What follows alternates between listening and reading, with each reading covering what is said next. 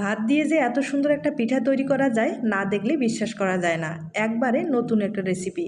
প্রথমে ভাত নিলাম, আর এটা কিন্তু গরম ভাত। আপনারা চাইলে ঠান্ডা ভাত দিয়েও কিন্তু এই পিঠাটা তৈরি করে নিতে পারেন।